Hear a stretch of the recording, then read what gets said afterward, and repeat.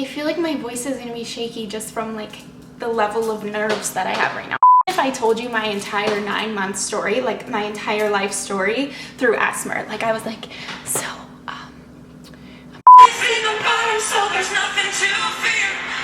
hi guys. Oh, that does feel weird.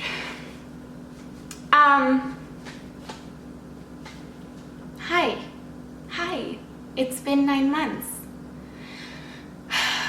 It's been a long time, and like 10 times longer because of everything that I have done and gone through in the last 9 months. But I have missed you dearly. I have missed you guys so freaking much, and the messages that I have received of encouragement, and although you guys don't truly know what has been going on in my life, you know that it has been rather difficult for me over the last 9 months. You guys reaching out to me, I can't cry so early on in this video. I feel like that's a lot. Start with the emotions, but just know that those messages have meant everything to me. If I seem weird in this video or like stutter and stuff, it's because like I'm like just I feel uncomfortable. I feel uncomfortable and like sweating a lot. That's why I'm not wearing pants right now, because like there's like a lot happening here. It's been 9 long months since my last video, and it's been 9 months because of everything that I've gone through. And the one thing that I have learned is that it's important that we don't talk about the things that have happened in our life while they are still open wounds before we give them to the world to form an opinion on.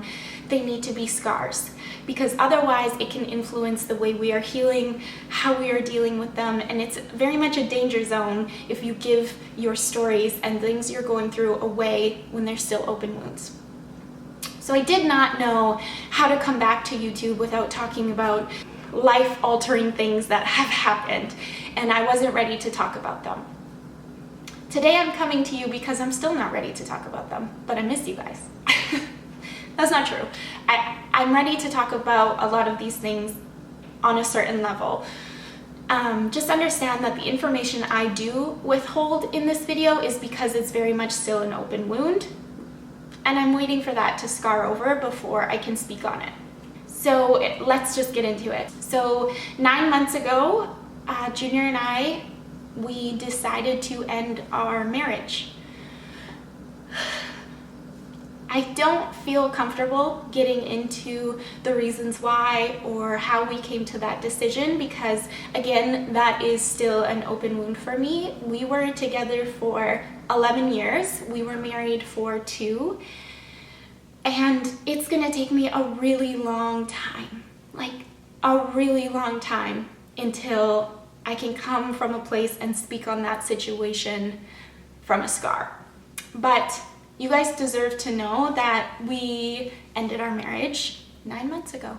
So what I really want to speak on is the journey since then, because it has been the most painful journey, and at the same time, the most beautiful journey, because I have really come into my own and learned who I am, and I'm learning to love myself, and it's the most painful, beautiful journey I have ever been on.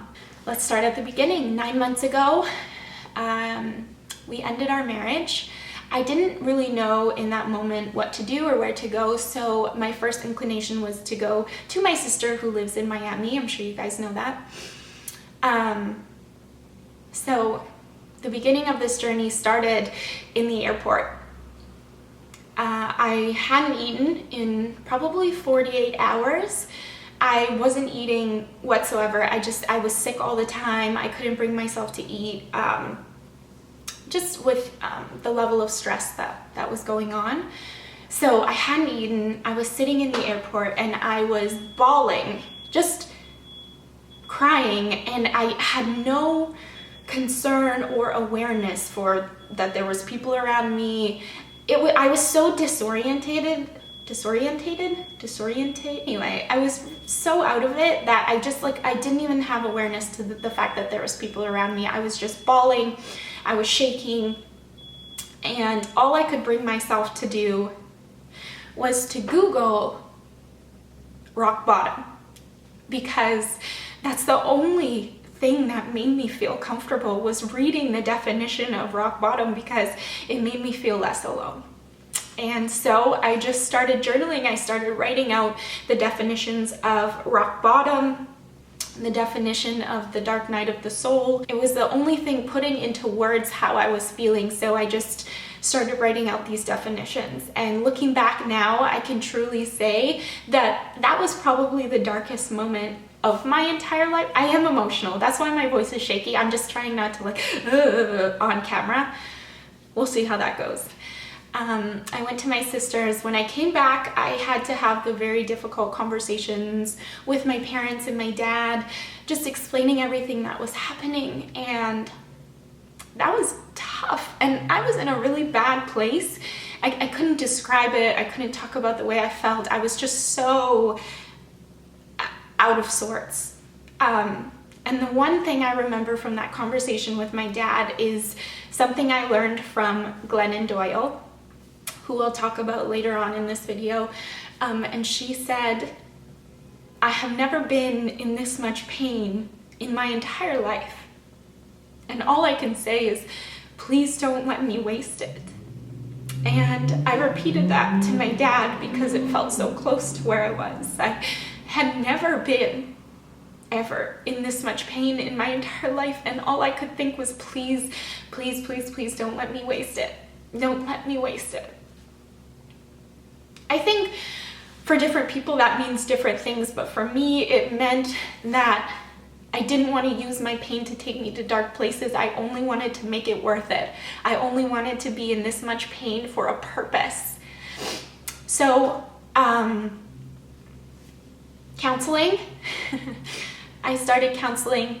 I started reading every single book on spirituality, self-help, realizations, spirituality, positivity, everything I could get my hands on, I started reading. I started listening to podcasts, Super Soul Sundays, every ounce of knowledge and anything that could catapult me out of the dark place that I was in, I was holding onto for dear life. I found this quote in this book recently that I'm reading right now that perfectly describes what I did. So I'm gonna read it to you. It says, "In these uncertain and risky moments of vulnerability, I search for inspiration from the brave innovators and disruptors whose courage feels contagious. I read and watch everything by them or about them that I can get my hands on. Every interview, every essay, every lecture, every book. I do this so that when I need them, when I'm living in my most fearful moments, they come to sit with me. Most important, while watching over my shoulder, they put up with very little of my bullshit." There was a few people I specifically grasped onto. Glennon Doyle, who single-handedly helped me transform my life with her books and the things she speaks on. Brene Brown, whose books saved me. There's no better way to put it. Oprah, for her Super Soul Sundays that I listen to religiously. And Maya Angelou, because to me there is no stronger woman than that woman was. These four women, I spent countless hours studying them, researching them, reading their books, reading everything they ever created, because I needed to be in a better place. I needed not to waste my pain. So with the help of those four women, I did the work. I would, and still do, get up in the morning, I would pray, I would do a devotional, I would read for at least a half an hour to an hour, and I would journal, and then I would pray again. It was what I did every single day. It's all I knew how to do. It was the routine that saved me. If I was left to my own devices, the negative thoughts, the shame, the guilt, everything would just filter in, and I couldn't function. So I kept myself on a very strict schedule. I still worked out after doing all of my spiritual work. I would work out and then I would go to work. And this is what I did for 4 or 5 months straight. So halfway through the summer, the opportunity came up with my job that they were opening a new location in Toronto, and they wanted me to be one of the people to go to Toronto and and open this new location. For me at the time, it was like an answer to prayers, because continuing to be in that city where there was so many reminders of my past life and everything that I had done, it was time for me to move on. So I took the opportunity. I've never been so grateful for something in my entire life. It really felt like God's work that I was able to get out of Calgary without putting myself in a situation where I wouldn't be able to afford it. I really didn't know before then how I was going to make it work. I just knew I needed out. I came to Toronto to do this open. For me, I felt like it was a new beginning. I felt like that, okay, this is it. Like, I've done so much work, 5 months of nonstop work on my spirituality, my anxiety, everything I had been working on. I was like ready for a new beginning, and I got here, and that is not what happened at all. When I got here, there's a particular realization that I was surrounded at home by my friends and my family, and so that level of love and support kept me protected from some of the gremlins and the shame and guilt that were waiting for me. So when I got to Toronto in probably October 1st, I think I was here. When I got to Toronto, shame and guilt were waiting for me. And I was alone here. I didn't have, friends and family to distract me. It was just me and shame sitting in a room together. And I can't truly say that I've 100% overcome that, because I haven't. Shame is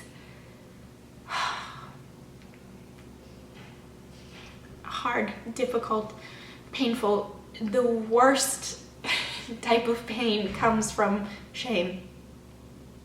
I would make a joke right now. I would be the one to be like, the worst type of pain comes from shame.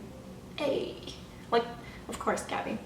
Again, I felt like I had taken so many steps forward just to be back to the beginning. I was crying in the shower. I couldn't bring myself to do anything.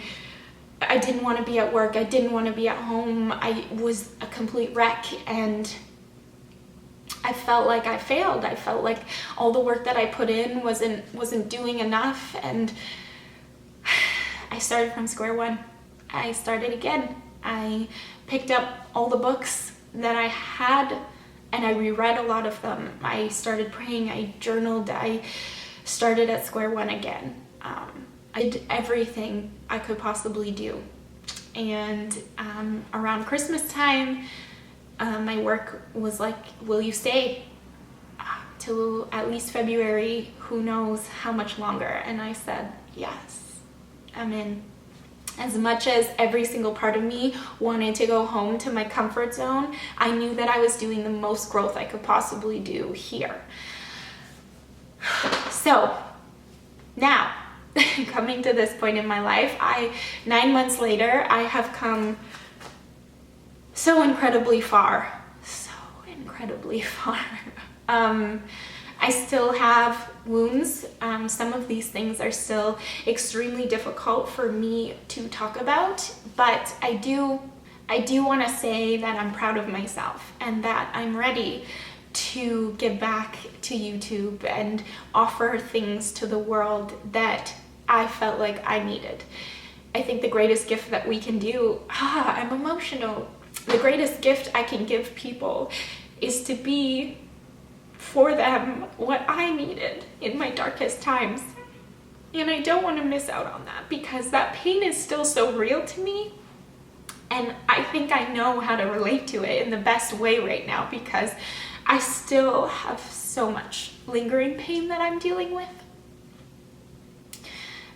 Grief and heartbreak and figuring out life is hard, and those things take a really, really fucking long time. But I am in the best place I have been in since we chose to end our marriage. I am in the best possible mental space. Just looking forward, and every day is a struggle. Some days are good days, some days are bad days, but my main focus every single day when thoughts and feelings filter in, I try and ensure that the pain does not make a home out of me, that I let it in, that I feel it, and then I release it. I have so many ideas. I've missed you guys so much. It's time to like release the past and keep it pushing, but you guys deserve to know what has happened. This channel means everything to me because it honestly, again, brace yourself, I might be emotional, but this channel is really the only place I feel like I belong. Through this transition, I've lost a lot of friends, a lot of people in my life, and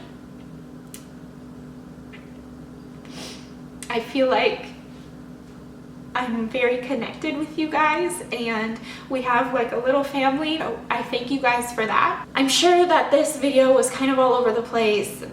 I'm trying to talk about certain things and not about other things. It's a lot of... But if you have any questions, leave them below. I will do my best to answer them unless I feel like they are too personal and I'm not ready to talk about them yet. So leave your questions below. I would love to answer them. I love you guys. I miss you guys. Let's do this. Let's just like be a family and be a lady tribe and just have each other's backs, because this world can be a really lonely place. Okay, love you guys.